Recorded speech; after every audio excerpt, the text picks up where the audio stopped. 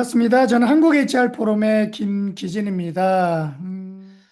어, AI 시대 이제 벌써 한 3년이 넘었죠. 3년이 넘어서니까 가속화는 작년 하반기부터 굉장히 가속화가 이루어지는 것 같아요. 그러다 보니까 사실 기업들도 굉장히 더더욱 긴장을 많이 하고 있고 산업 변화가 그런 거죠.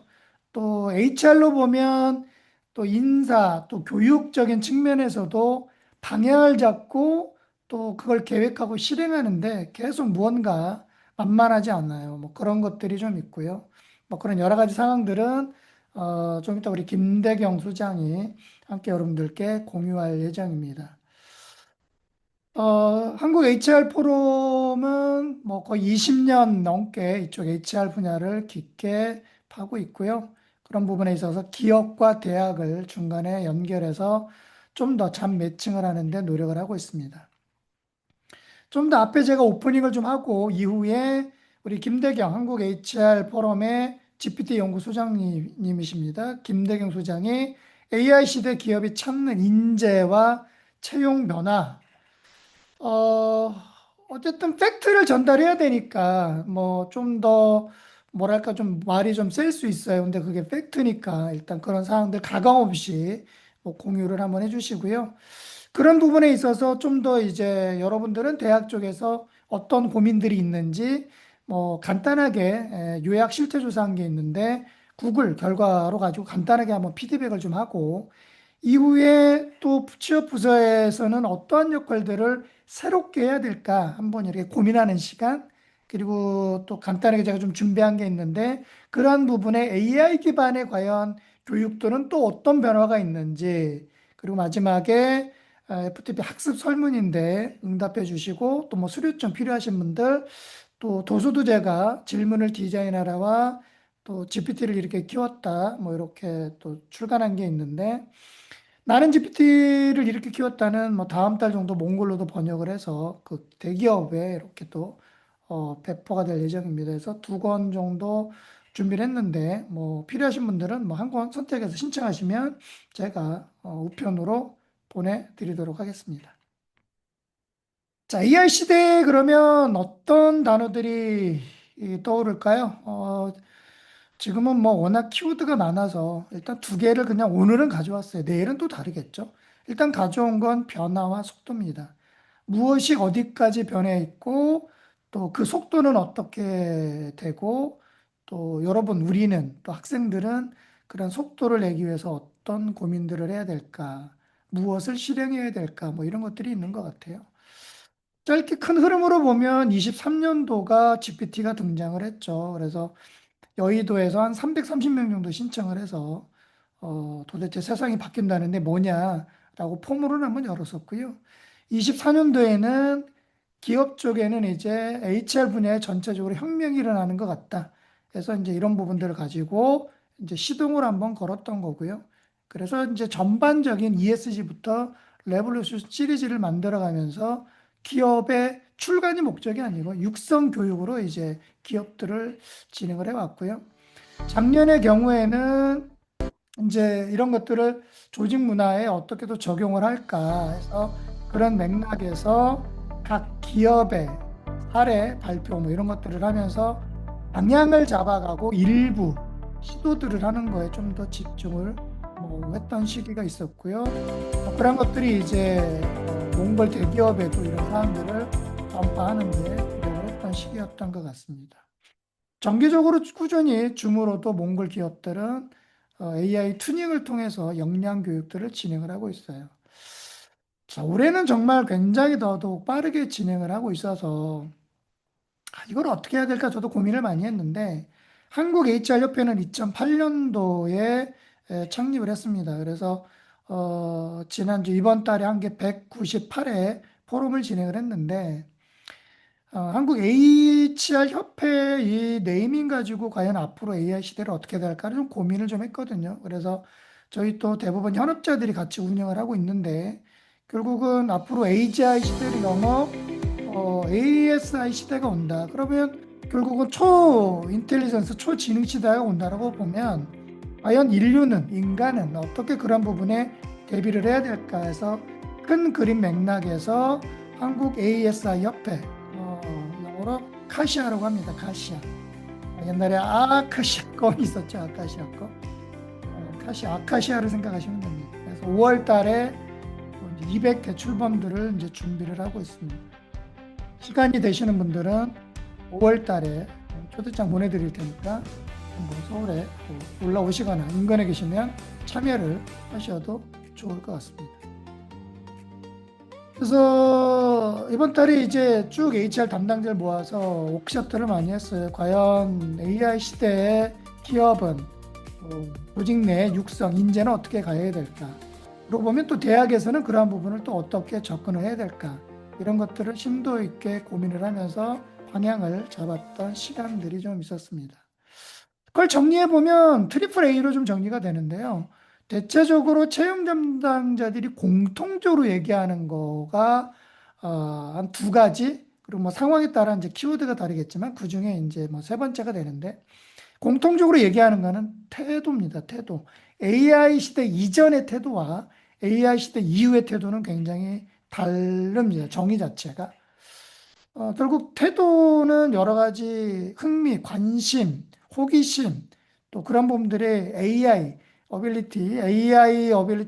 활용 능력이 어떻게 되느냐에 따라 굉장히 달라지다 보니까 애티튜드나 AI나 이 맥락이 굉장히 중요하고요. 결국은 이런 것들이 무엇을 시도했느냐, 실행했느냐, 액션에 대한 것들이 굉장히 중요하게 보고 있습니다. 그러고 보면 단순하게 뭘 해봤다가 아니라 무엇을 어떻게 어디까지 등등등 굉장히 구체적으로 접근이 되는 것 같고요. 그러다 보니까 프로젝트에 대한 접근도 이전과는 굉장히 달라지고 있는 것 같아요.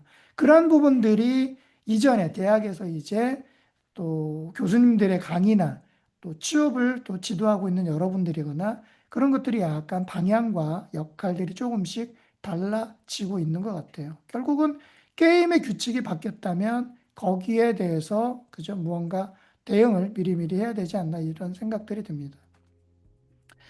특히나 조직 내에서도 1인 다역을 하다 보니까 좀 더 정밀, 핏을 넘어서 정밀 채용이라는 키워드들이 굉장히 신경 쓰이고 있죠. 어, 결국은 1인 한 사람이 이전에 옆 사람보다 좀 잘하는 게 아니라 신입을 뽑아도 두세 명이 할 일을 혼자 하는 친구들이 있다 보니까 조금 더 나은 친구들을 뽑는 데 집중을 하는데, 결국은 그 사람이 그 학생이 갖는 생각과 AI를 활용해서 무엇을 시도했는지에 대한 것들이 굉장히 이제는 중요해지고 있다, 뭐 이런 생각들이 듭니다. 그래서 실제 기업의 현장에서는 AI 시대의 인재를 어떻게 보고 있고, 또 채용 변화는 또 어떻게 변화가 돼 있나, 이 부분에 대해서 우리 한국 HR 포럼의 GPT 연구소장 김대경 소장님을 모시고 한번 들어보도록 하겠습니다. 네, 안녕하세요. GPT 연구소장 김대경입니다. 네, 이렇게 반갑습니다. 만나게 돼 반갑습니다. 네. 제가 매번 행사할 때마다 특히 연초마다 이렇게 현재 채용 시장이 어떻게 변하고 있는지 좀 말씀을 드리고 있는데, 오늘도 여러분께 좀 준비된 자료들 잘 전달이 됐으면 좋겠습니다. 자, 제가 처음 제목이 사실 이렇게 좀 세게 잡아야 되나라는 생각을 하긴 했는데, 일단 제 배경을 살짝 설명해 드리고 시작할게요. 저는 최근까지 스타트업에서 CEO로 일을 했었고, 그래서 스타트업 씬의 이야기를 좀 많이 듣고 있고요. 특히 제가 만나는 분들의 반 이상은 C-레벨이라고 보시면 돼요. 임원이나 혹은 CEO들이라고 보시면 되고요. 그리고 나머지 반이 이제 HR, HRD, HRM에서 이제 팀장급, 실무자 가끔 만나긴 하는데 거의 팀장급 이상 만나다고 보시면 되겠습니다. 그럼 그분들하고 이야기를 나누고 제 주변에 갖고 있는 네트워크, 제가 연락처가 4천 몇 개 있는데 그 중에서 반이 이제 제가 사업할 때 알게 된 분이고 반은 이제 한 2천 명 정도는 지금 HR에 계신 분들이에요. 그래서 그분들하고 봤을 때 아, 그분들이 하시는 말씀 이런 것들을 좀 전반적으로 정리를 했다라고 보시면 될 것 같고요. 특히 그 중에서 중요한 점은 최근에 신입사원을 거의 뽑지 않는다라는 이야기들을 많이 하세요. 왜 안 뽑을까? 여러분 다들 아시는 대로 신입사원보다 에이전트가 일을 더 잘하게 만들 수 있는 그런 환경이 됐기 때문에 신입사원을 채용하지 않는다. 그러면 최근에 전 이런 얘기 들었거든요. SK그룹에서 최근 신입사원 교육을 할 때 한 3일에서 5일 정도 그 AI로 상품을 개발하는 프로젝트를 시킵니다. 교육을 시키는 게 아니고요. 프로젝트를 시켜요. 그래서 그 프로젝트에서 나온 결과를 가지고 이제 임원에게 바로 보고를 합니다. 그러면 임원들이 보고 놀라죠. 야, 이 서비스가 3일 만에 만들어낸 거라고? 라고 놀라시고 바로 우리 지금 사업 어디에 접목시킬 수 있을지 검토해 봐라 라는 이야기를 하실 정도로 그렇게 지금 이제 신입사원의 레벨을 요구하는 시대는 지났다라는 거죠. 그러면 우리가 과거에 알던 대로 신입사원의 레벨이라는 거는 이제 없다. 그러면 어떤 분들을 채용하느냐? 이미 준비되어 있는 분들 뽑고 있어요. 그래서 최근에 신입사원 교육보다 경력 입사자 교육을 훨씬 더 많이 하고 있습니다. 온보딩 교육도 마찬가지고요. 그래서 그런 흐름들을 좀 정리해서 말씀을 드릴 수 있도록 하겠습니다. 자, 제가 준비한 내용은 크게 세 가지고요. 첫 번째, 기업 인재상이 어떻게 변하고 있냐. 두 번째, 채용 방식이 그러면 어떻게 변하고 있느냐. 특히 AI가 접목돼서 어떻게 되고 있고, AI 기본법이 발효되면서 이제 우리가 HR신에서 채용을 어떤 방식으로 하고 있는지를 좀 말씀드려야 될 것 같아요. 마지막 세 번째는 그럼 우리는 어떻게 준비해야 될 것이냐. 이 세 가지로 좀 정리해서 말씀드리겠습니다. 작년에 그 세계 경제 포럼에서 이렇게 얘기했습니다. 2030년이 되면 1억 7천만 개의 잡이 생길 거고 반대로 한 9천 개 정도 없어진다. 그럼 내수로 봤을 때는 한 7,800만 개 정도의 잡이 새로 생길 거니까 걱정하지 말아라 라는 이야기를 하더라고요. 그런데 진짜 우리 현재 시대는 어떻습니까? 사실은 실리콘밸리부터 몰려온 그 레이오프, 다 이제 대량 해고의 지금 시대를 살아가고 있는 것 같아요. 견뎌내고 있는 것 같습니다. 그래서 새로운 일을 내가 스스로 만들어내는 능력이 있는 사람만 살아남지 않을 거냐라는 이제 자조 섞인 우려를 많이 하고 있죠. 왜 그러냐? 제가 만나봤던 국내의 그 기업 상황을 보면 신입사원을 더 안 뽑아요라는 이야기를 하는 이유가 아까 신입사원이 해야 할 일을 다 에이전트가 해주고 있어요. 그리고 저희가 실제로 그 AI 교육도 많이 하고 있잖아요. 저희가 만난 20대, 30대, 그러니까 초급 수준에 계신, 그 너비스 수준에 계신 분들이 AI를 사용했을 때 나오는 그 AI 결과물과 이미 경지에 올라서 한 50대 혹은 40대 한 중후반쯤 되시는 분들이 사용하는 AI의 결과물은 완전히 다른 내용이 나옵니다. 이유는 뭐냐면 도메인 지식과 이미 그 지식으로 어느 정도 인사이트를 갖고 있는 분들이 AI로 증폭시키는 일들을 잘 해내시는데 신입사원은 그 방향을 잡지 못하기 때문에 결국 결과물이 잘 나오지 않는다라는 이야기들을 많이 하십니다. 그래서 지금은 즉시 투입 가능한 완성형 인재를 찾고 있다라는 이야기들을 많이 하고 있습니다. 사실 이런 문제는 우리에게는 좀 재앙 같은 일이 될 수 있어요. 왜냐하면 지금 당장 뽑지 않더라도 지금 계속 훈련을 받지 못하는 신입사원들이 중견관리자나 혹은 리더급이 됐을 때 과연 그분들이 지금 일하시는 분들만큼 일을 할 수 있을 거냐라는 우려가 된다는 것이죠. 그래서 결과적으로 지금 채용하지 않으면 이제 10년 후에 우리 기업의 미래, 조직의 미래는 어떻게 될 것이냐라는 고민을 다시 새롭게 하기 시작했고요. 그래서 신입사원들을 그러면 어떻게 뽑아서 우리 조직에서 조금 더 일을 잘할 수 있게 혹은 우리가 더 우수한 인재를 영입할 수 있는 전략을 세울 것이냐라는 고민들을 하기 시작했습니다.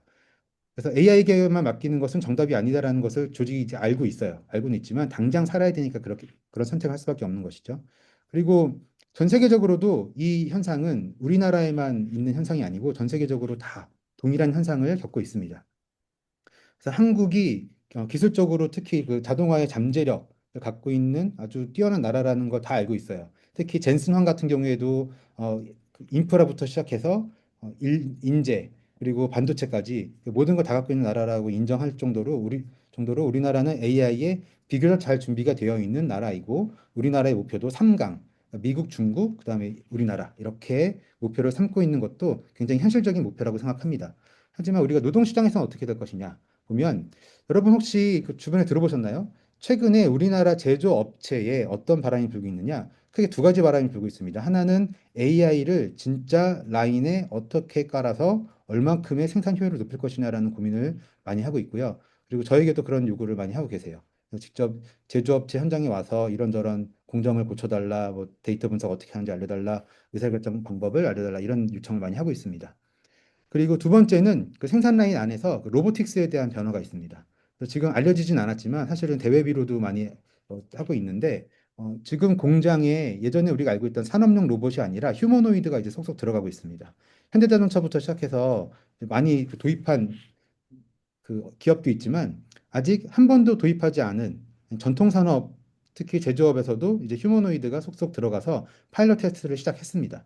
그래서 이 테스트가 과연 이제 우리 그 학생들에게도 우리가 생산직으로 갈 때 뭐 엔지니어로 간다, 혹은 뭐 여러 이제 그 직군으로 갈 수 있겠지만 우리 학생들에게 특히 취업을 준비하시는 분들에게 어떤 영향이 있을 것이냐라는 걸 미리 좀 알아봐야 할 것 같다라는 생각이 들었고요. 지금 말씀드리는 건 여러분 어디 그 기사에도 나오는 것도 아니고 그냥 말 그대로 휴민트예요. 사람으로부터 나온 정보기 때문에 대외비 성격이라 제가 어떤 회사다 말씀을 드리진 않았지만 이미 많은 제조업체들이 그렇게 휴머노이드를 이제 파일럿으로 도입하고 있다라는 점도 염두에 둘 필요가 있겠습니다.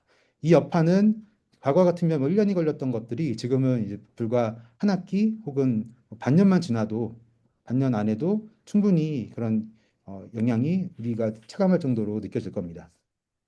자, 그러면 우리가 체감 가능한 또 그 변화를 맞아들이기 전에 이제 예측을 해야겠죠. 예측을 하자면 업무의 예측 가능성이 높은 그 업무들 그리고 AI 자동화 확률이 높은 것이 가장 이제 위험한 대체될 확률이 높은 우리 그 업이라고 생각하고 있는데 직무라고 생각하고 있는데 이제 데이터 처리나 데이터 수집 혹은 이제 예측 가능한 반복 노동들을 이제 대체할 수 있다라고 보고 있거든요.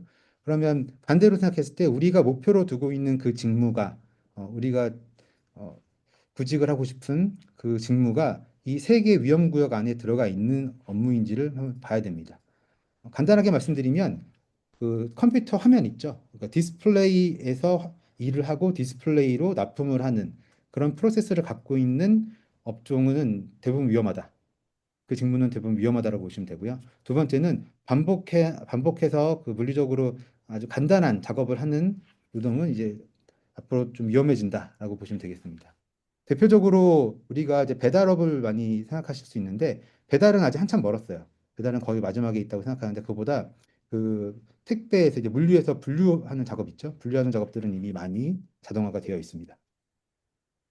자, 그래서 우리가 24년 이제 말 기준으로 나온 자료가 아직 그 나와 있고 25년 말 기준으로는 정리가 안 되어서 제가 24년 걸로 갖고 왔는데 그 AI 기술을 실무에 도입한 국내 기업 절반을 돌파했어요. 24년 기준으로도. 근데 25년에 저희가 여쭤봤을 때도 60%가 넘어갔고 최근에 제가 만나봤던 기업들은 대부분 이제 한 80% 정도 된다고 볼 수 있을 것 같습니다. 그럼 80%가 도입을 했는데 그럼 반대로 여쭤볼게요. 한 80%가 도입했는데 AI로 성과를 내고 있는 기업은 얼마나 될까? 사실 20%도 안 됩니다. 그리고 진짜 재무적으로 성과가 증명된 기업은 10%도 되지 않아요. 무슨 얘기냐? 아직도 26년은 도전하는 시기이다. 특히 얼마나 AI로 생산성을 높일 수 있고 증명할 수 있냐라는 마지막 이제 기회가 26년이라고 많은 기업에서 생각하고 있습니다. 그러면 AI는 단순히 기능에 대한 것이냐? 저는 이제 기능이 아니라고 생각해요. 우리가 AI가 처음 나왔을 때는 프롬프트 엔지니어링이라는 이야기 했습니다. 프롬프트는 말 그대로 질문, 지시하는 거죠. 근데 그 다음 나온 이야기가 컨텍스트 엔지니어링이에요. 그러니까 AI한테 우리가 데이터를 주지 않고 업무 프로세스를 주지 않고 그냥 일을 시켰더니 잘 못하는 거죠. 그래서 그런 컨텍스트들을 잘 모아서 데이터를 잘 모아서 함께 일을 시켰더니 일을 잘 해내더라.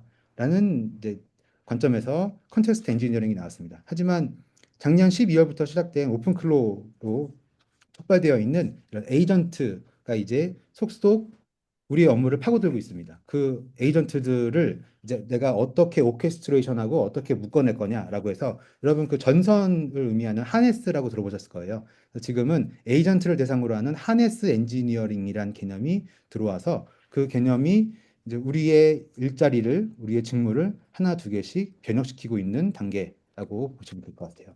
그래서 예전에는 한 사람의 리더가 있고 여러 그 구성원이 있다고 했으면 지금 한 사람이 여러 에이전트를 거느리는 방식으로 에이전트 보스라고 표현하는데 이런 형태로 이제 중간 관리자급의 퍼포먼스를 기대하는 형태로 바뀌어져 있고 그럼 여러분은 이제 아마 이런 그 물음을 들으실 겁니다.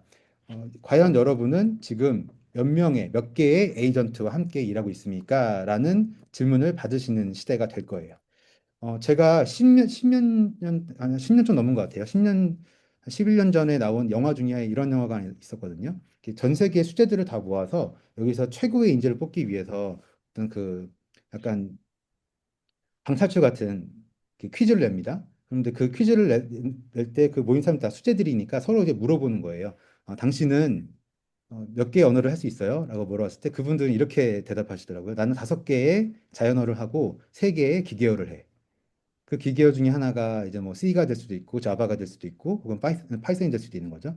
그리고 다른 거는 뭐 한국어, 영어, 일본어, 중국어, 프랑스어 이렇게 얘기하는 겁니다. 그런 것처럼 우리가 이제 기계어가 하나의 일상 언어가 되는 것처럼 지금 우리에게 새롭게 다가오고 있는 기계어가 이제 마크다운이라는 문법인데 이 마크다운이라는 문법들을 우리가 어떻게 사용하냐에 따라서 우리의 지식을 데이터로 만들고 그것들을 증폭시켜서 사용할 수 있냐 없냐 그리고 그것들로 에이전트가 더 일을 잘하게 할 수 있냐 없냐가 이제 우리 앞으로 에이전트 함께 일하는 시대를 준비하는 많은 분들이 고민해야 될 시점이 된 것 같습니다.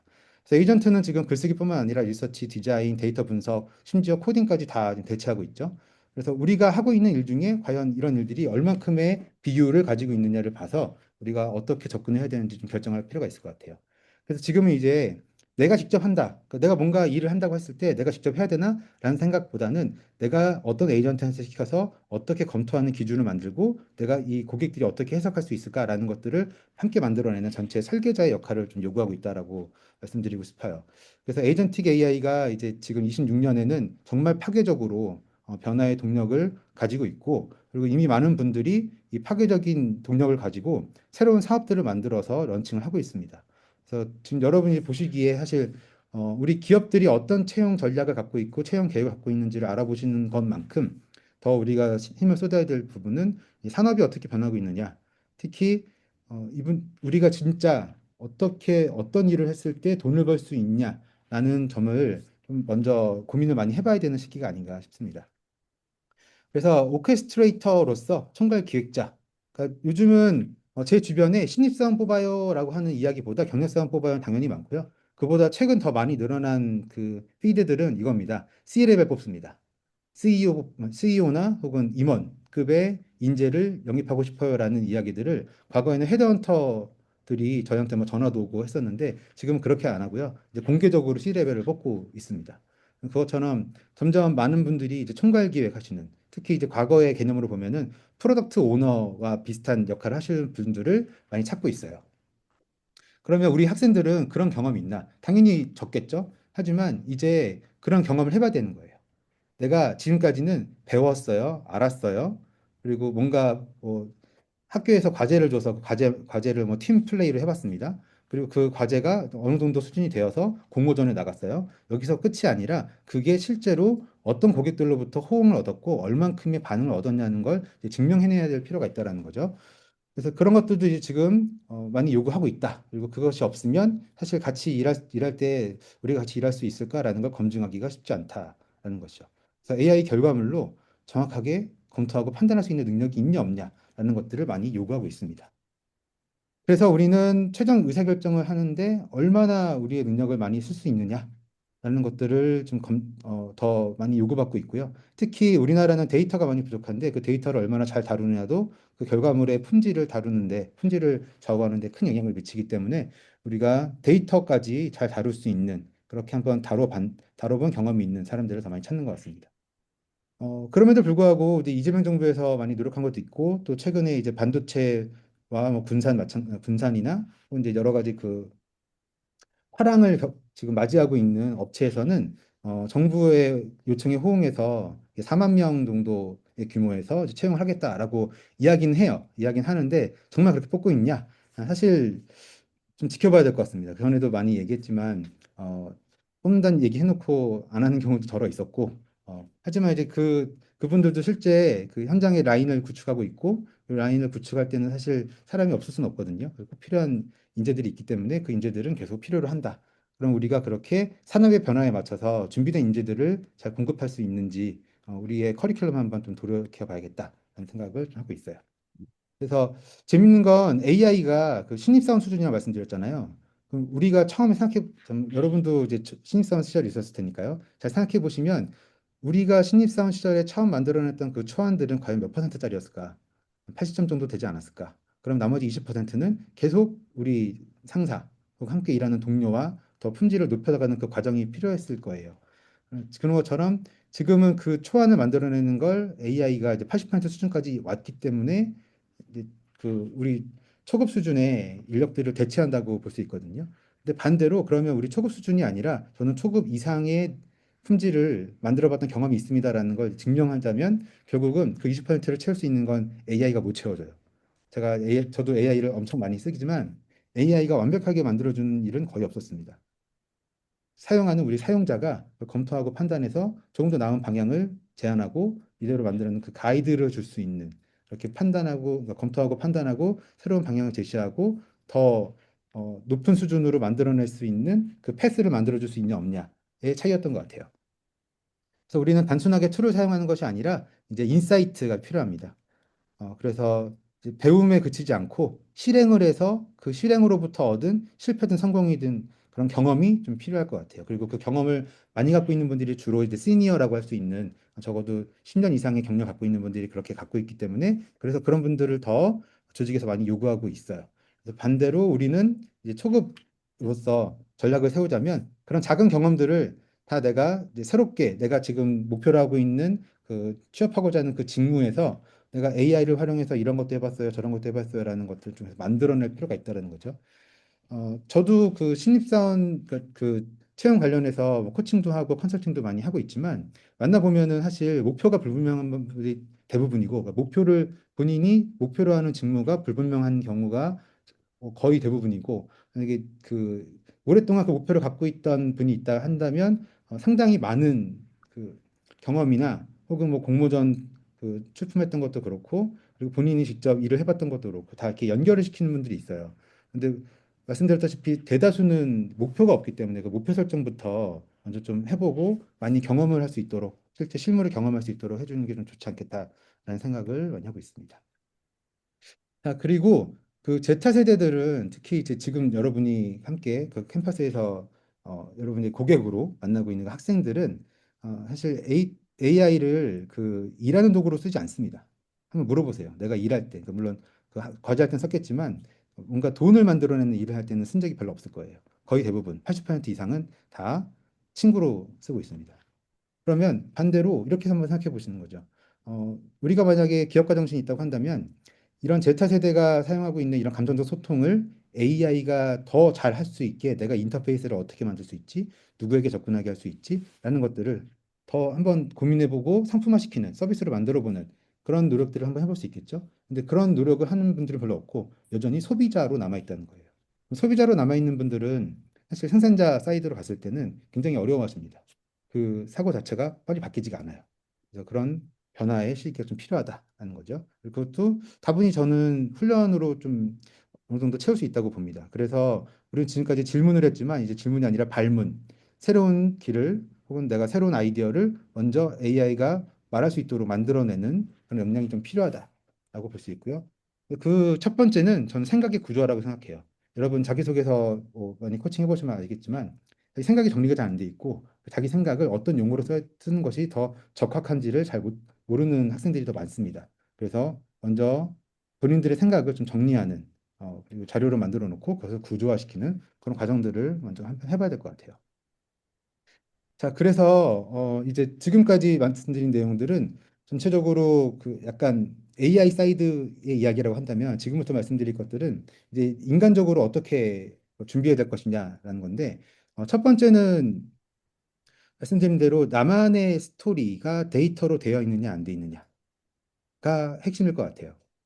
그래서 지금 우리가 포트폴리오를 이야기하는 것, 그리고 프로젝트 경험을 이야기하는 것들은 다 이 사람이 앞으로도 어떤 직무에서 어떤 역량을 발휘할 수 있을 거다라는 예측 가능한 데이터를 제공할 이제 의무가, 책임이 본인에게 주어진 거거든요. 근데 안타깝게도 그 데이터가 잘 정리가 안 돼 있습니다. 그래서 먼저 본인의 이야기를 잘 정리를 하자. 그리고 그것을 스토리를 엮어내자. 구조화시키자라는 이야기를 많이 하고 있고요. 그래서 나만의 스토리를 이제 AI로 증폭시킨 경험이 있냐 없냐. 여기까지 가야 되는 게 이제 숙제인 것 같습니다. 작년까지는 저희가 스토리 정리하고 포트폴리오를 어떻게 더 AI를 활용해서 이쁘게 만드냐 이렇게 말씀드렸는데 지금은 진짜 AI로 끝까지 한번 가봤냐 안 가봤냐가 더 중요할 것 같아요. 작업 시간도 줄이고 업무 역량도 높일 수 있는 증폭의 시대를 살아가고 있는데 과연 그 10배의 증폭으로 우리 신입사원들은 1의 능력이 있다고 하면 시니어들은 5의 능력이 있겠죠. 증폭이 됐기 때문에 10배라고 치면은 신입사원은 10의 역량을 발휘할 수 있다면 이제 시니어들은 50의 역량을 발휘할 수 있는 겁니다. 전에는 1과 5였으니까 불과 4 차이였잖아요. 근데 지금은 이제 49의 차이가, 40이 넘는 차이가 되는 거죠. 그렇게 증폭이 되기 때문에 더 격차가 클 수밖에 없다. 네, 그래서 우리는 그 증폭의 시대를 어떻게 살아가고 있냐를 한번 더 고민을 해봐야 될 것 같아요. 자, 그래서 기업이 가장 요구하는 능력, 아까 말씀드린 판단, 해석하는 능력, 신입사원 없으니까 경력성을 뽑고 시니어를 더 보려고 하고 있죠. 그리고 기업이 갈망하는 인재, 데이터, 해석 능력, 의미를 파악하는 능력, 네, 의미를 만들어내는 능력, 이런 능력들이 필요할 것 같습니다. 그래서 이 능력들을 우리가 이제 소프트 스킬이나 하드 스킬 이렇게 이야기를 하고 있는데 저는 이렇게 말씀드리고 싶어요. 사실은 그 질문을 설계하고 자기 스스로 내가 끝까지 그 결과를 만들어낼 때까지 자기 교정을 할 수 있는 능력이 있냐. 메타인지도 물론 중요하겠지만 리질리언스라는 말씀을 좀 드리고 싶습니다. 요즘 저도 같이 일해봤던 많은 분들을 만나보면 사실 성공하신 분들은 그 자기 성찰을 많이 하시는 것도 중요한데 끝까지 포기하지 않고 해봤던 분들인 것 같아요. 그래서 저도 여러 AI를 써볼 때 그런 여러 가지 이제 경험이 있지만 중간에 포기했던 경험이 있습니다. 그 포기했던 것들은 아직 잘 못 써요, 저도. 하지만 끝까지 뭔가 만들어냈던 그 도구들은 지금도 잘 씁니다. 그것처럼 끝까지 한번 해보면 뭔가 또 연결이 되더라고요. 그 다음 단계로 넘어갈 수 있게 또 만들어주는 것 같습니다. 그래서 인지적 역량, 그리고 사회적 역량, 그리고 적응적 역량. 이렇게 우리가 뭐 인지나 사회 역량은 다 알고 계실 테니까 이제 적응 역량은 여기서 말씀드린 게 이제 스트레스 관리. 우리가 그 수행을 특히 여러 가지로 연구 사이트에서 보고 있는데 첫 번째가 직무 수행. 직무 기술서에 적혀 있는 일을 하는 것을 우리가 직무 수행이라고 하고요. 두 번째 직무 기술서에 적혀 있지 않은 일들을 하는 것을 우리가 그 맥락 수행이라고 합니다. 그래서 우리는 신입사원들한테 특히 MZ들한테 저 사람 싸가지가 없어부터 시작해서 왜 저렇게 행동하지 않지라는 건 대부분이 직무기술서에 있는 게 아니라 직무기술서에 없는 행동을 하지 않기 때문에 맥락 수행을 하지 않아서 더 낮게 평가하는 거예요. 그래서 맥락 수행, 또 다른 이야기로 하면은 조직 시민 행동이라고도 이야기합니다. 그리고 세 번째는 적응 수행이에요. 그 네 번째가 이제 혁신 수행입니다. 그렇게 봤을 때 지금은 다분히 적응 수행을 요구하는 때가 됐다. 그리고 그 적응 수행에 여러 가지 요소들이 있지만 그 중에서 중요한 요소가 하나가 뭐냐면 바로 스트레스 관리입니다. 여러분도 지금 이렇게 급변하는 이 사회에서 내가 쓸려나가고 내 존재가 없어질 것 같은 그 두려움이 있잖아요. 우리가 이제 약자로 포모라고 하죠. Fear of Missing Out이라는 그 약자를 써서 포모라고 하는데 우리도 그렇게 어려운데 지금 아예 그 산업에 들어가지도 않은 분들은 얼마나 두렵겠습니까? 그러니까 마치 아이가 그 유속이 굉장히 빠른 냇가에 들어가기 전에 두려움을 갖고 있는 것과 똑같은 거라고 볼 수 있겠습니다. 하지만 나는 그래도 저 유속이 빠른데 발 한번 담궈보고 얼마나 빠른지 느껴보고 그리고 그 빠른 유속을 내가 어떻게 거슬러 갈 수 있을지를 고민해보고 생각해보고 실험해보고 그럼 나 혼자만의 힘으로 안 되니까 어디에 어, 바위에 밧줄을 묶어가지고 가겠다 이런 것처럼 새로운 해결 방안을 모색해보고 한번 또 시도해보고 이 줄은 너무 얇으면 내 배가 쪼이니까 죽을 것 같더라. 그래서 줄이 좀 두껍고 좀 폭이 넓어야겠더라. 이런 생각을 하게 되는 거죠. 근데 그런 생각 갖고 있는 사람들이 과연 얼마나 되냐는 거죠. 그런 행동주의자들이 얼마나 되냐. 그렇게 물어보는 겁니다. 지금 우리 AI도 행동주의 AI라고 해서 이제 AI가 우리의 컴퓨터를 모두 통제하고 모두 다룰 수 있게 권한을 다 열어주고 있습니다. 그렇기 때문에 우리도 행동주의 AI에 발맞춰서 우리가 미래를 준비하는 모든 인재들은 다 행동주의로 좀 바뀌어야 되지 않을까. 네, 그렇게 생각하고 있어요. 그리고 마지막으로는 디지털을 잘 다루는. 디지털을 잘 다루면 지금 이제 왼쪽에 지금 제가 보여드린 것처럼 순서대로 일하는 게 아니라 순서대로 일하는 게 아니라 이제 병렬로 일합니다. 저 역시 지금 제가 발표를 하고 있지만 제 뒤에서는 제 에이전트가 여전히 일을 하고 있습니다. 저는 저 혼자 일하는 게 아니고 제 에이전트와 함께 여러 개의 작업들을 동시에 수행하고 있어요. 그렇게 일을 하는 분들과 어떻게 함께 보조를 맞춰서 일할 수 있을 거냐라는 준비가 좀 필요하다는 얘기죠. 그래서 우리는 판단하고 공감하고 설득하는 그런 능력들이 이제 필요하고 그리고 이 능력들은 다분히 우리가 이제 뇌과학에서 알려진 대로 전전두엽에서 우리의 이성적인 통제를 할 수 있는 능력들이 조금 더 잘 갖춰져야 된다. 그리고 이것을 이제 조직에서 판단할 때는 메타인지로부터 이 예측 변인들을 찾아냅니다. 그래서 메타인지가 얼마나 잘 되어 있느냐를 평가하기 위해서 이런 이제 여러 가지 AI 도구를 활용해서 시험을 하게 되는 거죠. 그리고 말씀드린 대로 이제 피지컬 AI가 계속 도래할 것이기 때문에 피지컬 AI와 어떻게 함께 일할 수 있을 거냐. 사실 피지컬 AI는 말씀드릴 게 엄청 많아요. 엄청 많은데 그냥 두 가지만 말씀드리면 AI 우리가 알고 있는 LLM이라고 하는 AI의 두뇌만 가지고는 피지컬 AI가 움직이지 않습니다. 물리적으로 그 로보틱스 관련된 것들을 봤을 때 제가 생각하기에 가장 중요한 것 중에 하나가 통신이고요. 두 번째는 실제로 물리적으로 움직이게 하는 그 작동하게 하는 그 부품들의 관리예요. 이 두 가지는 아마 아무도 그렇게 중요하게 보지 않으셨던 것 같아요. 그런데 이 두 가지도 일거리가 됩니다. 피지컬 AI를 작동시키기 위해서는 통신공사 해야 됩니다. 통신공사 누가 합니까? 로봇이 할 수 있을까요? 사람이 합니다. 네, 설계부터 시공까지 다 사람이 합니다. 그래서 통신 쪽에도 좀 관심 가지시면 좋을 것 같고요. 로보틱스에 들어가는 부품들 어느 회사가 만드는지 한번 찾아보십시오. 그 회사에 취직하시면 됩니다. 앞으로 수요가 많을 겁니다. 네, 그렇게 우리가 산업을 생산자 측면에서 봤을 때 공급할 수 있는 그런 기업들을 먼저 선별해서 목표로 삼아보자라는 이야기도 한번 제안해 주시면 좋을 것 같아요. 그리고 결과적으로는 가장 상위에 누가 있냐? 결국 사람이 있는데 그 사람이 결국 그 창의적인 혹은 로지컬한 그 데이터를 다루는 그런 능력이 있는지 없는지를 계속 보는 것이고 결국은 기획 능력, 내가 새로운 일을 만들어낼 수 있는 기획 능력이 있냐 없냐라는 걸 계속 보게 될 거예요. 그리고 앞으로는 점점 그 인재에 대한 수요가 커질 겁니다. 점점 우수한 인재들은 이제 갈 곳이 너무 많아서 골라야 되는 판이 될 겁니다. 이미 그렇게 돼 있어요. 여러분이 작년에 아마 들으셨겠지만 그 애플에서 AI를 총괄하던 분이 메타로 이직을 했죠. 이직할 때 1,400억이라는 막대한 1,400억 원이요. 그러니까 이제 1억 달러의 연봉을 받고 이직을 했습니다. 이직을 하고 3개월 후에 메타에서 근무하던 AI 연구원 53명이 해고됐습니다. 이런 현상들이 계속 발생할 거예요. 그러니까 인재라는 분들은 어떤 일을 하느냐? 그 인재가 영입된 그 기업의 모든 프로세스를 혁신할 겁니다. 그리고 필요 없는 일들을 다 잘라낼 거예요. 그러면 그 일하시던 분들은 일을 잃겠지만 그 상위에 있는 그 한 분은 더 많은 보수를 받으면서 일을 하게 되실 거예요.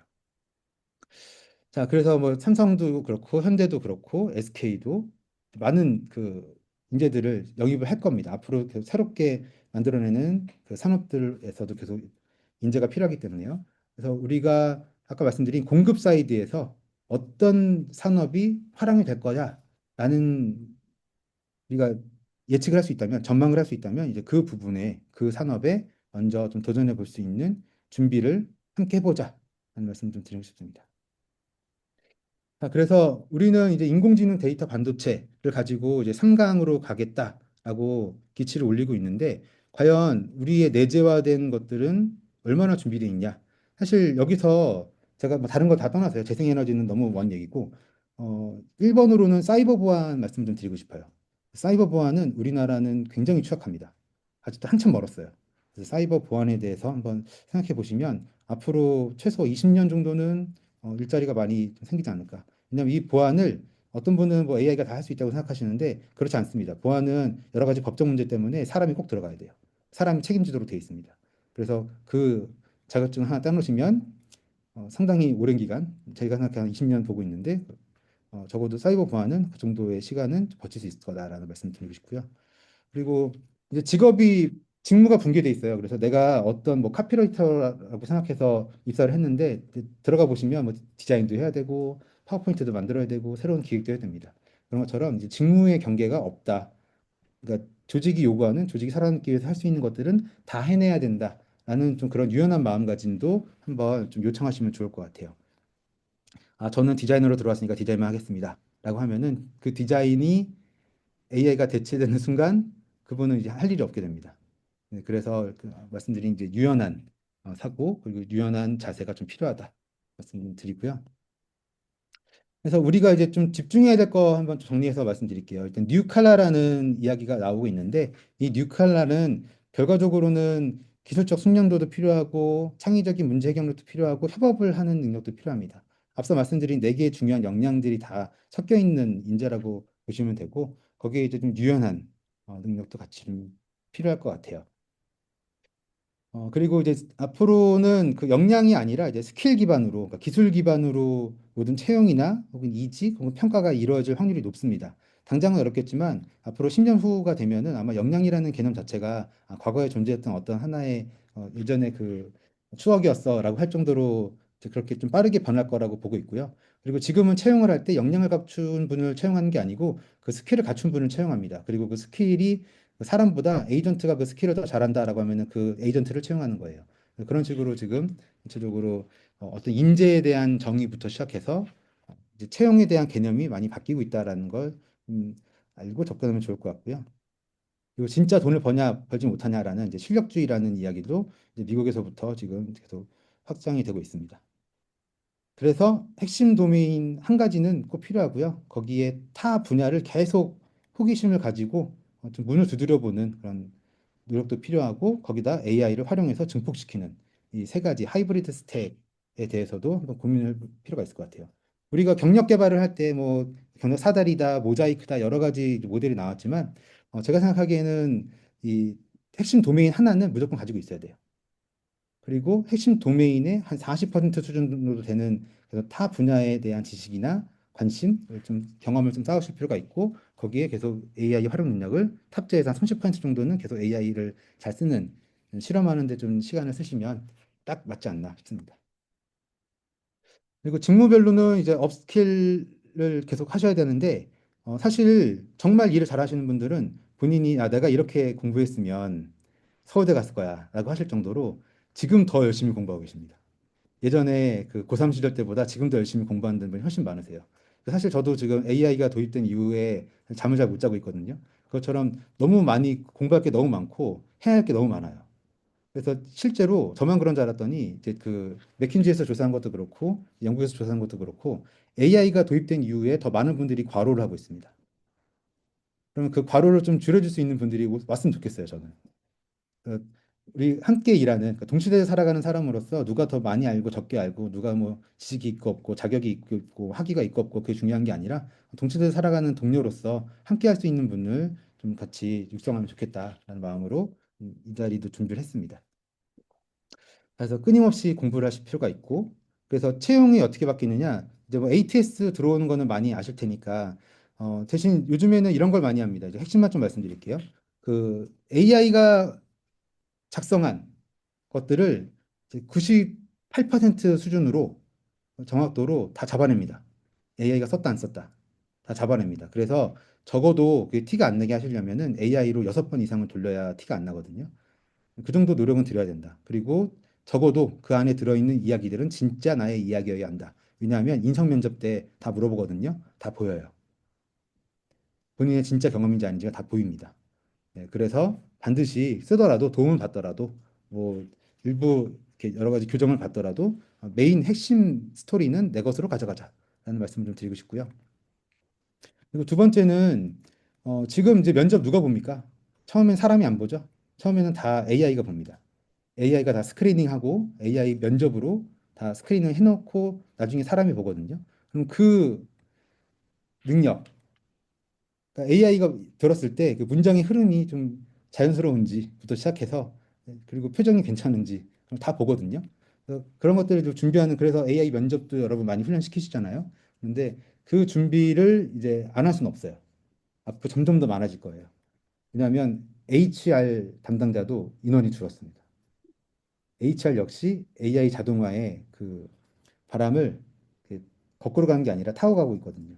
그래서 우리가 HR이 어떻게 일하는지를 보고 거기에 맞게 좀 준비하자라는 좀 말씀을 드리고 싶습니다. 자, 그래서 뭐 AI 영상 면접이 뭐 어떻게 되냐, 뭐 이런 기술적인 것보다는 이제 아무래도 여러분 그 많이 경험하시고 아시는 내용이니까 여기는 간단하게 말씀드리고 넘어가고요. 자, 그럼 우리는 어떻게 준비해야 돼?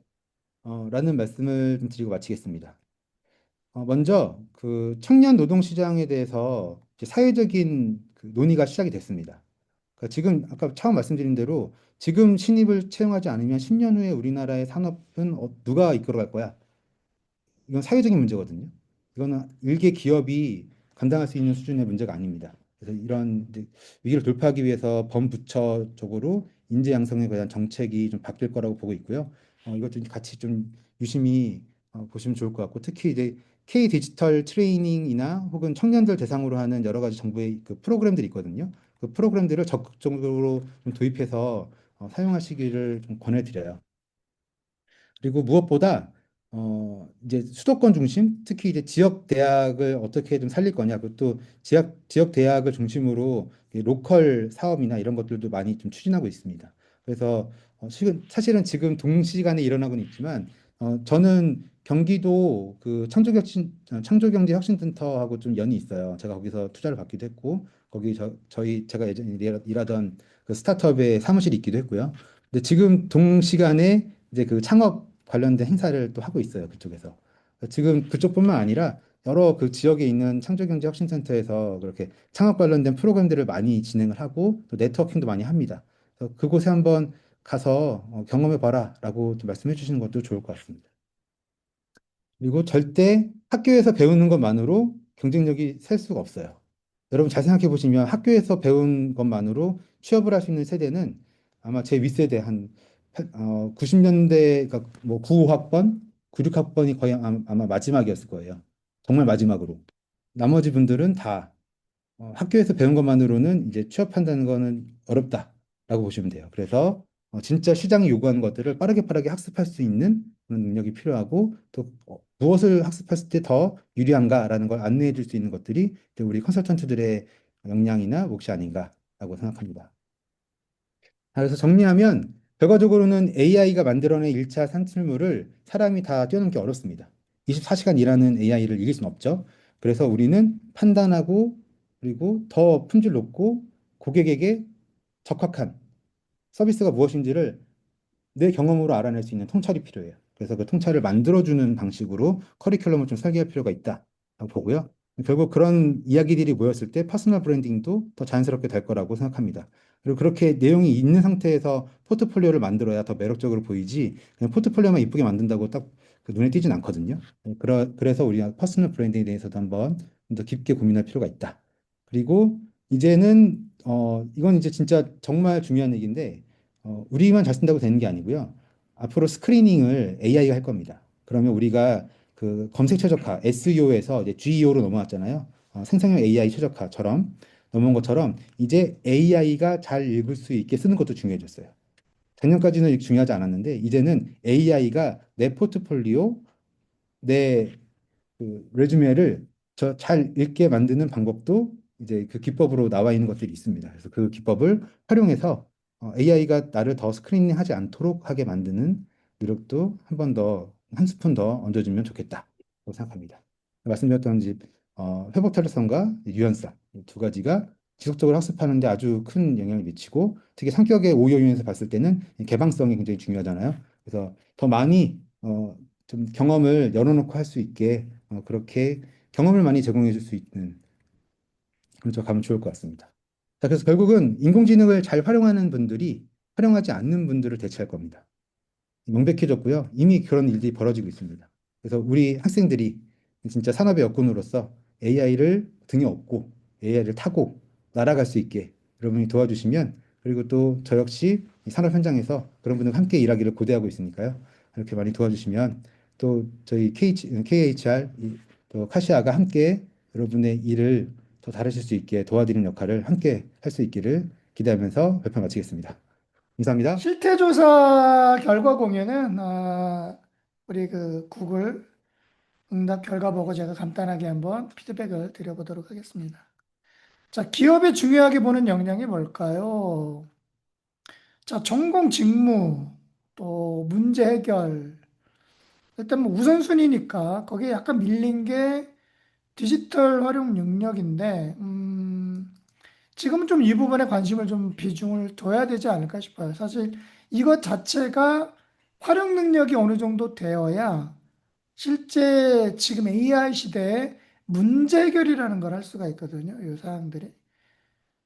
이전이야 뭐 원인 분석하고 뭐 원인에 대한 해결 대안 제시하고 뭐 등등등인데 지금은 어찌 보면 뭐 그런 부분들은 사실 AI를 활용하면 거의 뭐 그죠? 구별이 잘 안 되죠. 뭐 신입이든 뭐 입사 몇 년 차든 그죠? 질문에 대해서 좀 더 AI 리터러시만 있다면 충분히 뽑아내니까 문제는 상황이 무엇이 문제인지를 그거를 이제 판단하는 능력인데, 뭐 그런 부분들을 이전에는 간과했지만, 지금은 AI를 어떻게 활용하느냐에 따라 굉장히 반복적으로 질문을 하면서 하기 때문에, 결국은 상황 문제 인지력이라는 거를 올릴 수가 있거든요.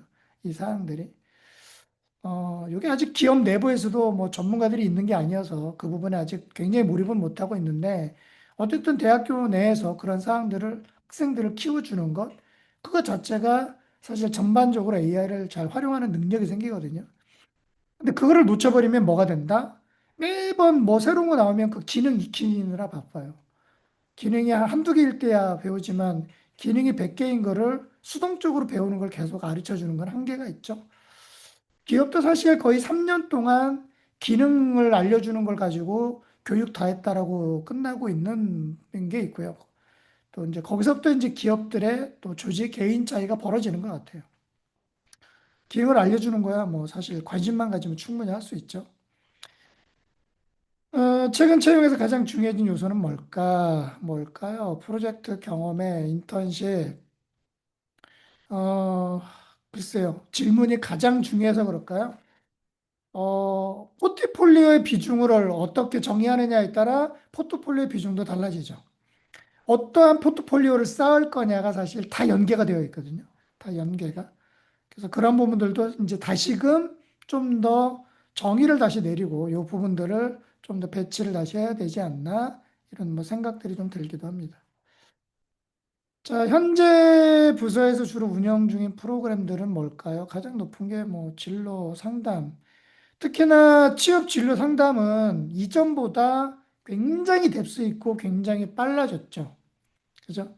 또 그 안에서 결과물을 1차, 2차 만들어낼 수 있기 때문에 한 번 상담하고 끝나는 게 아니라 이어서 상담할 수 있는 전략이 AI 활용을 통해서 충분히 가능해졌죠. 그런 사항들이.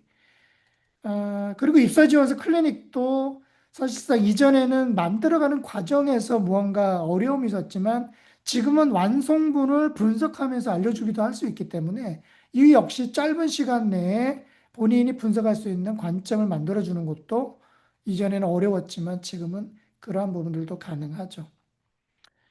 또 자격증 몇 가지들 AI 다 챙겨야겠죠. 이것 자체가 있는 것도 중요하지만 챙기는 과정에 또 역량들을 키울 수 있는 부분들이 있죠. 그다음에 요즘 이제 현직자 멘토링이 이전 같지 않은데 또 대기업군에 있어서는 아예 이제 딴짓하지 말라 지침들이 내려와서 저에게도 이제 이렇게 요청하는 분들이 기업에도 있고 또 세팅도 하고 또 비교과 프로그램을 이제 저희들이 다 세팅해서 운영까지 해주고 있는데 슬슬 이제 대기업이 빠지기 시작해요. 이제 많이 어려워지기도 하고 정보 이탈 뭐 여러 가지들이 어쨌든 그럼에도 불구하고 또 학교 또 학생들 입장에서는 굉장히 중요하죠. 굉장히 중요하죠. 특히나 이제 현직자 멘토링 과정에 한 번 일회로 끝나는 게 아니라 프로젝트성을 가지고 지도하게 되면 그 자체가 뭐예요? 그죠? 포트폴리오가 되죠. 포트폴리오가. 인턴을 하는 것만큼이나 중요한 포트폴리오가 되겠죠. 자, 그런 프로그램들을 좀 더 전략적으로 기획을 해서 운영하는 것들이 굉장히 중요하다. 그리고 뭐 81% 체크를 해주셨는데 AI 활용은 굉장히 중요합니다. AI를 활용해서 입사 지원서를 이전에는 그냥 써줬다 뭐 이렇게 했다면 지금은 뭐예요? 굉장히 정교한 질문 구조화 작업을 통해서 그걸 익히고 자기소개서를 자기에 맞게, 자기 핏에 맞게 만들어가는 거죠. 이전에는 핏이 아니라 그냥 알게 뭐야 그냥 복붙해서 제출을 했다면 근데 AI 인식도가 낮으니까 그 시기엔 그랬죠. 지금은 이제 완전히 달라져 있죠. 완전히. 그죠? 이미 조사에 의하면 이 리더들의 66%는 AI 활용 능력 없으면 뽑지 마라 뭐 이렇게 얘기할 정도로 굉장히 중요해졌죠. 이런 사항들이. 그리고 관심 있는 프로그램 주제 가장 큰 게 AI 기반 진로 취업 지도. 그죠? 이게 이제 컨설턴트 개인 역량하고도 매칭이 되어 있죠. 학생들이 무엇을 고민하고 있고 또 내면이나 외면적, 장점이나 강점 그런 것들이 직무와 어떻게 연결해서 계속해서 상담을 이끌어 갈까 이런 것들이 개인의 역량에 따라서 학생의 수준도 굉장히 올라가는 부분도 있기 때문에 뭐 굉장히 중요한 요소이기도 하고요. 그리고 기업과 직무 분석 이전에는 기업 분석 따로, 직무 분석 따로, 개인 경험 따로. 이걸 왜냐하면 매칭, 엮어내는 게 어려워서 그렇죠. 그런데 그게 뭐예요? 이제는 GPT 이 질문만으로 충분히 방향성을 가지고 매칭을 해낼 수 있기 때문에 굉장히 이 부분도 중요하죠. 여기도 굉장히 클릭 많이 하셨네요. 그죠? 현직자와 함께하는 취업, 직무, 시뮬레이션 특강. 시뮬레이션 특강을 하고 지금 모 기업에는 20명의 현직자가 들어가 있어요. 앞에는 현직자의 기업 소개, 그다음에 취업 관련된 정보, 그다음에 거기에 뭐 화요일, 그다음에 이제 그 주에 목요일은 이제 직무별로 이제 좀 연결되는 부분들, 관심 가는 직무들을 현직자를 이제 해서 20명을 이제 1학기 동안 돌아갑니다. 이렇게 10주 동안. 그리고 이제 그 학생들을 대상으로 이제 취업에 대한 AI 기반의 취업 활용 교육, 취업 교육, 그다음에 뭐 또 자기소개서 작성, 첨삭 뭐 이런 것들이 이제 현직자와 맞물려서 들어가는데 그런 것들이 다 개인의 프로젝트로서 정리가 되겠죠. 그런 것들이 이제 활발하게 이제 진행 준비하고 있습니다. 간단하게 실태 조사 주신가 하고 매칭해서 제가 좀 간단히 한번 설명을 드렸고요. 그다음에는 그러면 앞에서 큰 흐름에 대해서 우리 김대겸 소장님 말씀을 주셨고, 그래서 어떤 준비를 해야 될 거냐, 누가 인재돼, 어떤 부분이 인재가 될 것이냐, 또 어떻게 그걸 접근할 거냐 가볍게 주셨고, 또 실태 조사 내에서 약간의 어떤 방향성으로 좀 가야겠다 몇 가지 좀 팁들이 있었고요. 그러면 이제 좀 더 이제 역할 변화에는 어떤 것들이 있어야 될까? 아까도 여러분들도 다 그랬지만 결국 AI를 활용해서 진로 지도해 주는 것들 굉장히 중요하다고 그랬잖아요. 이전에는 되게 소극적 지도였는데 지금은 전반을 다루잖아요. 그래서 설계라는 단어가 나옵니다. 설계라는 거. 설계라는 게 뭐예요? 명확한 목표를 가지고 그 결과물을 만들어내기 위해서 굉장히 구조화하고 단계적으로 그죠? 구체화하는 것들이 이제 설계가 될 텐데 그러한 커리어를 설계해 주는 역량으로 가야 되겠다.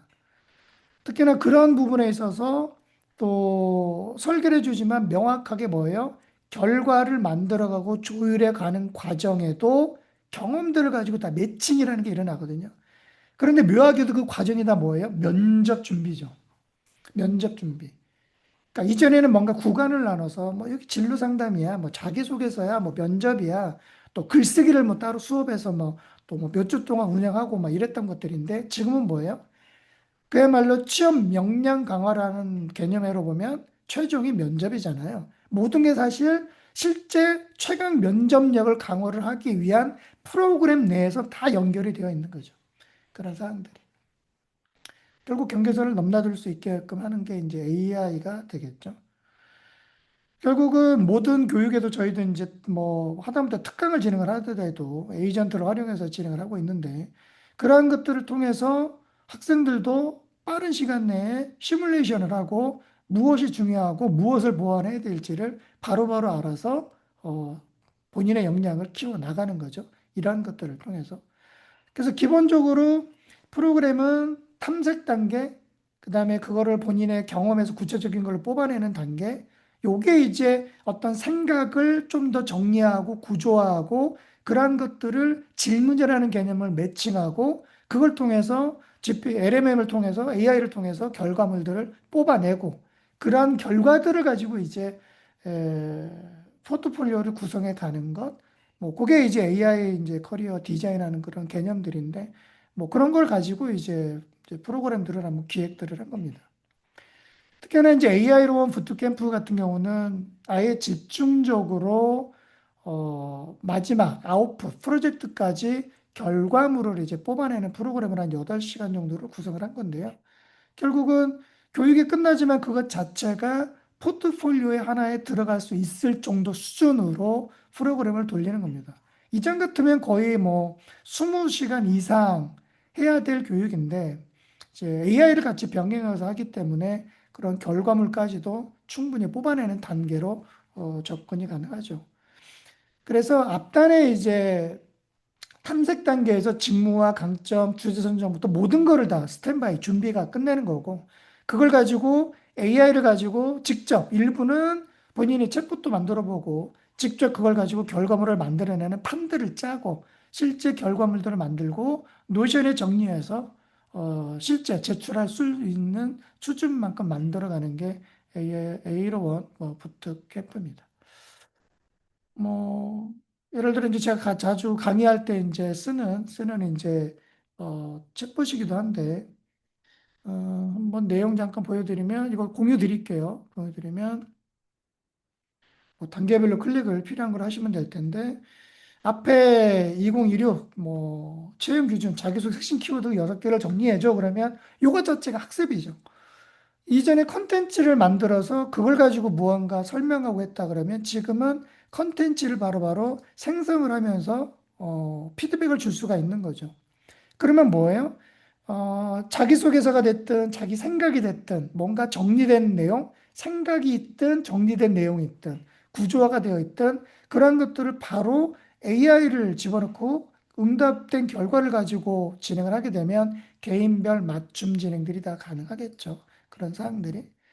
어쨌든 여기에 보면 올해 키워드 6개 보면 직무 핏에 대한 것, 지금 굉장히 많이 관심 주고 있는 게 문제 해결력이죠. 문제 해결력. 이게 이제 복합적 문제 해결력이 들어가다 보니까 경력직들을 채용을 하려고 하는 건데 그런 부분에 신입들이 기업에서 다rum직할 만한 주제를 선정을 해서 그거를 시뮬레이션 돌려서 뭔가 실제 문제를 해결해 보는 그런 것들이 사실 프로젝트로 들어가는 거죠. 그런 사항들이. 그러면 사실 경력이 있다 없다가 아니라 그 이상의 간접적 경험을 할 수 있기 때문에 충분히 그럴 정도의 역량을 학생들로부터 그런 역량을 키울 수가 있다는 거죠. 그런 사항들이. 뭐 이런 것들이 주요하게 다 뽑아지는 것들이고. 또 이런 내용들은 바로 학생들도 이런 거를 동일하게 자기가 클릭해서 학습을 할 수 있기 때문에 뭐예요? 이걸 한번 클릭하고 나면 이게 자체가 AI가 학습이 된 거기 때문에 이 단계에서 자기들이 무엇을 질문을 하든 충분히 자기 거화 시켜서 응답을 스스로가 할 수가 있는 거죠. 여기도 보면 그 다음에 뭐 문항별 구조 템플릿 이 6개 키워드를 가지고 그냥 뭐 단계적으로 되어 있으니까 오케이 하면 거기에 관련해서 쭉 내용들이 나와 있는 거죠. 자, 이런 방식은 뭐냐면 이 교재와 같은 거예요. 교재가 따로 만들어지는 게 아니라 교재를 거기에 맞춰서 생성을 하게 되는 거고 또 일정 수준 개인에 대한 정보나 뭐 전공 관련된 몇 가지 정보를 주게 되면 어떻게 된다?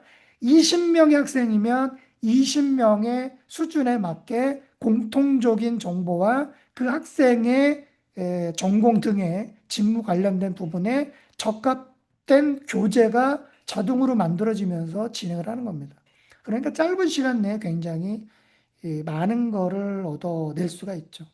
그리고 그러한 것들이 실제 본인의 경험에 관련된 부분이 있다 그러면 거기에 이제 경험을 넣게 되면 제가 임의로 여기 넣는데 경영학 마케팅에서 그러면 본인이 작성한 일부의 내용들을 서너 줄만 넣게 돼도 그거에 대해서 바로 분석을 하는 거죠. 직무 역량 측면, 문제 해결 측면, 협역 능력 측면에서는 어떤 게 있고 강점, 단점적인 측면은 뭐가 있고 이런 정도만 되면 벌써 뭐예요? 자기에 대한 분석이 끝나죠. 우리가 이전에 이 정도 결과물을 뽑아내려면 대여섯 시간 수업이 진행된 건데 불과 뭐 2, 30분이면 이 정도 스탠바이가 끝나는 거죠. 이런 사항들이. 뭐 그런 건데 단계적으로 들어가는 거고요.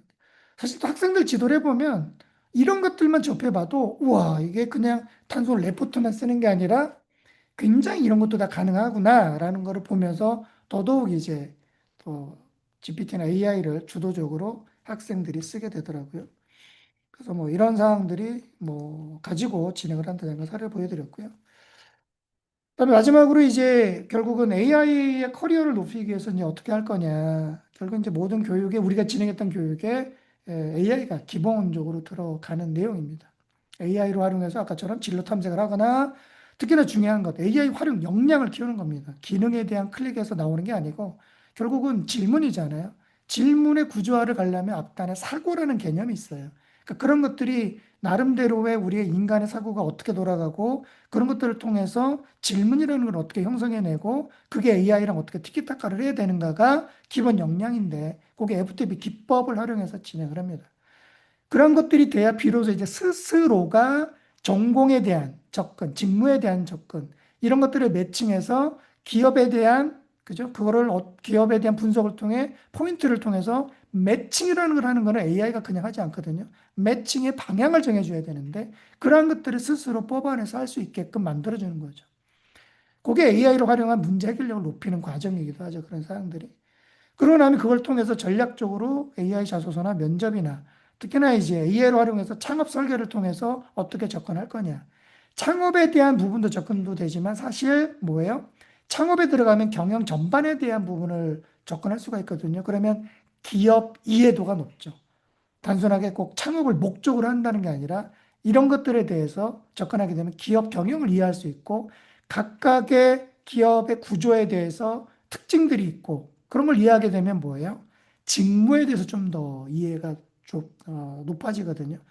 그런 맥락에서 이제 AI 커리어 과정들을 만든 거고요. 결국은 가장 기본은 AI 기반의 문제 해결이에요. 말 그대로 본인이 취업을 하려고 그러면 무엇이 문제인지를 알아야 그걸 가지고 뭔가 대안을 세우잖아요. 그런 맥락과 같은 거죠. 그래서 모든 과정들은 전공 지식과 또 본인이 구조화했던 것들과 AI를 어떻게 함께 시너지를 낼 거냐. 그것을 통해서 진로부터 창업, 취업까지 어떻게 확장 있게 설계를 할 거냐. 뭐 이런 맥락이고요. 기본적으로 질문 기법은 FTP 기법을 활용합니다. 팩트, 사실에 대한 접근에 대한 질문과 띵크 질문, 플랜 질문, 각각의 특징들이 다 다르거든요.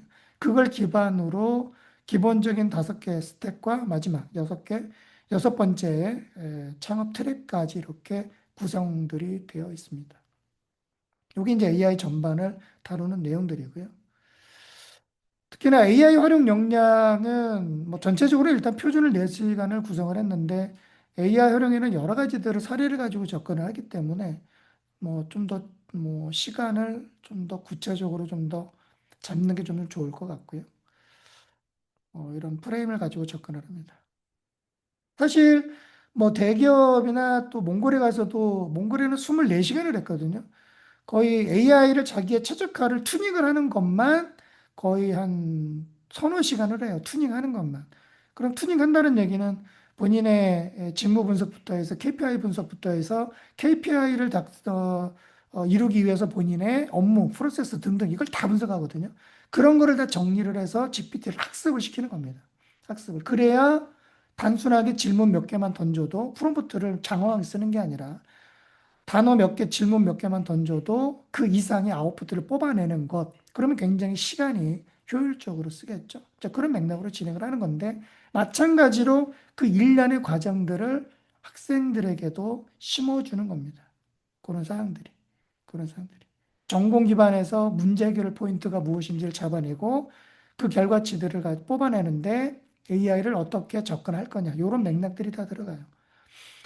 그래서 실제적으로 AI 활용에 대한 기반이 되지 않으면 여러분도 잘 아시겠지만 다 흉내낸단 말이에요. 흉내내요. 질문 갖다 복사해서 넣거나 또 유튜브 보면 그런 거를 고민하는 게 아니라 이렇게 하면 이렇게 나와요. 그래서 다 뭐예요? 암기해서 쓰게끔 만들잖아요. AI는 암기해서 쓸 수 있는 게 영역이 아니거든요. 그 사항들이. 그리고 암기해서 쓸 수 있는 영역을 기업에서 아까 우리 김대균 수장도 얘기했지만 본인의 경험이 아닌 것, 실제 경험을 하라고 했는데 본인의 질문이 아닌 것도 다 드러나요. 만약에 질문들이 요즘에 이제 스킬들이 좋아지니까 이런 상황에 우리 지원자는 어떤 질문을 첫 질문으로 할 거냐, 왜 그 질문을 할 거냐 물어보면, 그죠? 사실 질문 스킬을 잘하는 채용 담당자라면 그 질문 하나로 끝나거든요, 지금은. 왜냐면 그것 자체가 일을 어떻게 풀어 나가는지 역량이기도 하고, 또 그 자체가 뭐죠? 이미 이렇게 급변하는 환경에 AI가 중요함에도 불구하고, 그거에 대한 인식도나 활용 능력이 떨어진다는 것은 뭐예요? 변화에 대한 둔감한 거잖아요, 그 자체가. 그죠? 뭐 그런 것들이 이미 이제, 뭐, 그죠? 굳이 막 뭐 많은 질문들을 하지 않아도 쉽게 변별력이 되는 거죠. 그런 사람들이. 그게 이제 AI 자소서에 쓸 때 베껴 쓰는 게 아니라 깊게 고민해 가는 방법으로 자기의 경험, 사고, 생각에 깊게 들어가는 방법, 그리고 그거를 타인들, 자기 동료들하고 이야기하는 과정의 맥락이라는 걸 잡아내는데, 그때가 사고라는 강점이 생겨요. 무엇이 중요한지 그 가중치라는 게 생기잖아요. 우리가 가중치라는 걸 넣을 때는 우리가 움직임, 흐름이 있을 때거든요. 그게 왜 중요하냐면 결국은 현재가 또 그렇지만 비중은 결국은 그게 이후에 어떻게 될 거냐라는 거가 연결이 돼야 우리는 어떤 정의를 할 때 가중치라는 걸 잡거든요. 결국 이게 어떻게 될 것인가에 대한 예측이 있어야 된단 말이에요. 그런 사항들이. 그런 복합적인 부분들이 있어야 비로소 질문력이라는 거를 생길 수 있는데 그런 맥락들을 이론적으로 가르치기에는 뭐 너무 어렵죠. 그래서 그거를 실습의 과정을 통해서 스스로 터득하게끔 그러한 것들을 마사지하면서 진행을 하는 겁니다. 전반적인 프로그램들이 그렇습니다. 이런 내용들이. 그리고 이제 마지막에 창업 설계하는 부분인데, 아까 말씀드린 것처럼 창업의 목적도 있을 수 있고, 하지만 그거보다 실제 이 창업에 대해서는 질문의 난이도가 굉장히 높단 말이에요. 많은 것들을 구조화를 해야 되고, 그 다음에 질문의 순서도 있고, 또 논리 구조라는 개념도 거기에 반드시 들어가야 되고, 이제 그런 것들을 이해를 하게 되면 굉장히 속도가 납니다. 속도가. 어찌 보면 이런 것들을 한 번 하고 나면 면접에서 굉장히 잘 볼 수가 있겠죠. 그런 사항들이. 그래서 뭐 창업 설계는 기본 한 7시간 내외 정도 이렇게 잡아서 진행을 하는 게 훨씬 더 나을 것 같습니다. 그리고 이제 저희는 또 별도로 이제 AI 또 챗봇이 탑재가 돼서 본인의 경험이나 생각들을 넣게 되면 그걸 가지고 구조화 작업을 통해서 마지막 면접까지 이루어지는 이제 플랫폼도 운영을 하고 있습니다. 현재 한 20개 대학 정도 운영을 하고 있고요. 그리고 이제 그 비디오 면접들이 가능하기 때문에 본인이 자소서를 가지고 그걸 가지고 그 자소서를 분석한 내에서 질문을 하고 면접 질문하게 되면 STT, 스피치 투 텍스트 분석이 되기 때문에 후속 질문들을 통해서 실제 면접력을 높이는 과정들을 현재 서비스를 제공을 하고 있습니다. 여기까지 한번 공유 드렸고요. 그리고 마지막에 FTP 학습이 있는데요. 보통 이제 되게 중요하게 이제 저는 이 부분을 다루고 있는데요. 특히나 학생들은 팩트 응답에 많이 설명을 많이 해요. 팩트가 뭘까? 팩트 질문. 여기에 응답은 팩트를 정리를 할 때 우리는 언뜻 떠오르는 거나 그냥 눈에 보이는 거거나 요거야라고 바로 끄집어내지만 선택에 의한 팩트 기술이라고 정의를 하거든요. 선택이라는 거는 이것저것 그것들이죠. 그게 돼야 비교 분석을 하는 걸 할 수 있고, 그 중에 무언가를 선택하는 게 우리가 중요도 가중치잖아요. 그걸 연습을 시키는 겁니다. 그런 부분들이. 그게 있어야 그거에 대해서 think라는 거를 쓸 수 있고, 그 think라는 건 우리가 늘 방향성이 있잖아요. 그죠? 멈춰 있는 게 아니기 때문에. 그 방향성이 어떠한 계획으로 갈 거냐, 이런 맥락입니다. 이게 하나의 사고의 흐름이죠. 사고의 흐름. FTP 사고법에 기반해서 FTP 질문법을 통해서 학생들의 질문력을 키워주는 방법이기도 합니다. 네, 작성하시면서 들어주시면 좋을 것 같아요. 2, 3분 내에 마무리될 것 같습니다. 정보 하나 공유드리면, 어, 응답 내용 보니까, 어, 고민스러운 얘기들이 많아요. 저도 워낙 속도가 빠르니까, 제 말도 빠르기도 하고 속도가 빠르다 보니까 저도 여러 가지 고민들을 하는데 최근에 이제 이런 걸 좀 준비를 하고 있거든요. 33인이 이제 3.1운동 독립투사들이잖아요. AI 시대에 불과 3년도 안 됐는데 사람들이 아예 거부감을 하거나 아니면 먹히고 있거나 뭔가 벌써부터 이럴진데 앞으로 3년, 5년 뒤면 어떻게 될까? 좀 더 뭔가 어떤 인간만의 어떤 본연의 모습을 찾아가는 노력도 해야 되겠다. 그래서 한국 ASI 협회 카시아도 협회명도 바꿨다고 그랬잖아요. 지금도 작업하고 있는 게 이제 공저 작업을 하고 있는데요. 공저는 지금 2년, 작년 2년, 작년, 재작년 2년 동안 한 16건 정도 공저를 했거든요. 올해 이제 임원의 역할부터 해서 몇 개 이제 뭐 시니어 기한 뭐 등등 또 경험은 어떻게 무게가 되나 이런 것들이 이미 공저가 스타트가 됐고 다음 달에 이제 공저 진행 작업하는 게 33인의 이 경험을 한번 기록해 보는 겁니다. 실제 AI 시대가 되면서 실제 현업에서는 AI를 어떻게 받아들이고 있고 어떻게 활용을 하고 있는지 또 그런 것들에 대해서 좀 더 한번 정리를 해보면 이 시점에 3년이 지난 시점에 좀 더 뭔가 AI 시대에 뭔가 방향성을 좀 더 잡고 뭔가 좀 무언가를 새롭게 또 시도할 수 있지 않을까 그런 맥락에서 한번 요거를 제시를 했고요. 지금 한 20명 정도 신청한 것 같습니다. 20명 정도. 혹시 뭐 이게 관심 이런 부분에 관심이 있으신 분은 참여해도 좋을 것 같아요. 1인 한 2페이지 정도예요.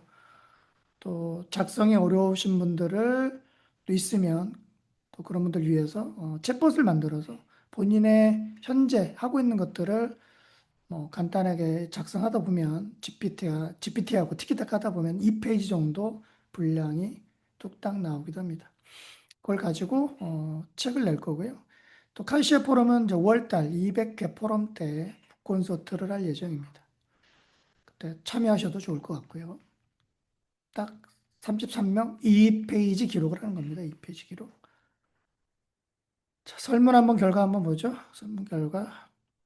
가장 중요한 게 GPT를 똑똑하게 하려 하는 방법이죠. 똑똑하게 하는 방법. 그럼 두 가지가 있죠. GPT, 내가 어떠한 생각을 가질 거냐, 생각이 내면적 구조화가 있고요. 우리 김대겸 소장님이 강조했던 것처럼 AI가 알아들으는 수준의 문장 내용이 다 달라요. 달라요. 그중에 가장 하나를 뽑자면 뭐예요? 이것저것 한꺼번에 넣지 말 것. 왜냐하면 AI는 흐름, 방향성을 가지고 가거든요. 그 방향성에 관련된 게 있으면 범주라는 게 있고 하나에 그 범주 내에 연결되는 것들을 찾는 게 사실 확률 과중치거든요. 그런 사람들이. 이제 뭐 그런 것들을 이제 제대로 알고 쓰는 거를 얘기하는 거겠죠. 그런 사람들이. 다음에 띵크로 보면 트렌드죠. 일단 트렌드가 방향성이니까. 그러면 지금은 저도 사실 이거 쫓아가기가 어려워요. 지금은 저도 사실 얼마 전부터 뭘 고민하냐면 선택과 집중이 필요하다. 워낙 영역이 넓으니까 그거를 다 막 해야 될 것처럼 막 주변에서 분위기를 잡고 있는데 결국 제가 할 수 있는 영역에 집중해서 그 부분의 전문성을 찾는 것. 그러다 보면 이제 좀 더 확장돼서 영역들이 좀 넓혀지겠죠. 아마 뭐 저나 또 주변에 다들 뭐 이런 변화에 대해서 약간의 불안감 뭐 이런 걸 갖는 건 아마 공통적으로 있을 거라고 봐요. 또 어떻게 배워서 지도를 해야 될지 배울 거는 많고 또 지도를 해야 되는 부분들도 또 이미 수준을 좀 더 봐야 되고 수준이 좀 낮은 친구들도 있고 높은 친구들도 있거든요. 그걸 다 커버를 하려면 또 얼마만큼 내가 배워야 될까 뭐 그런 사항들도 있고요. 다음에 AI 활용 능력 향상을 통한 대학의 공동 대응, AI 프롬 구매 등 그죠? 또 어쩌다 쓰면 모르지만 무언가 지도를 위해서 집중적으로 하게 되면 그죠? 토큰이 모자라거든요. 그래서 그런 부분들도 예산 배정을 잘해서 쓰는 것도 중요한 것 같습니다. 띵크 하나만 더 볼까요? AI를 활용하는 것은 문제를 해결하는 것에 능력이 되므로 그죠? 문제를 감지하는 것, 문제를 해결하는 것, 뭐 이런 여러 가지가 다 AI로 접근이 다 가능하죠. 그죠? 계속해서 배우는 게 중요한 것 같습니다. 지속적 학습. 그래서 우리가 보면 조직 그 관리에 3대 요소가 있는데 일 관리, 그다음에 조직 관리, 사람 관리가 있죠. 그죠? 이런 조직은 협업이 중요하죠. 개인은 G, 그래서 성장으로 봤거든요. 그 세 가지 키워드가 기업에 컨설팅 할 때 쓰는 키워드인데 학생들도 그 WRG 기법을 가지고 지도를 합니다. 결국은 일에 대해서, 관계에 대해서, 성장을 위해서 어떠한 노력을 했고 그 결과가 무엇인지를 잡아내는 것들이 될 텐데 뭐 그런 사항들이 되고요. 플랜들, 그죠? 학생들 커리어 설계. 그러니까 좀 더 구체적으로 접근할 수 있기 때문에 좀 더 더더욱 중요한 것 같습니다. 요 사항들. 그런 맥락에서. 다음 잡 콘서트 하게 되면 또 현직자들 분들을 좀 더 이렇게 초대해서 현장의 목소리를 들을 수 있도록 하겠습니다. 제 16회 잡 콘서트를 마치도록 하겠습니다. 감사합니다. 네, 고맙습니다. 네, 정재영님 감사합니다.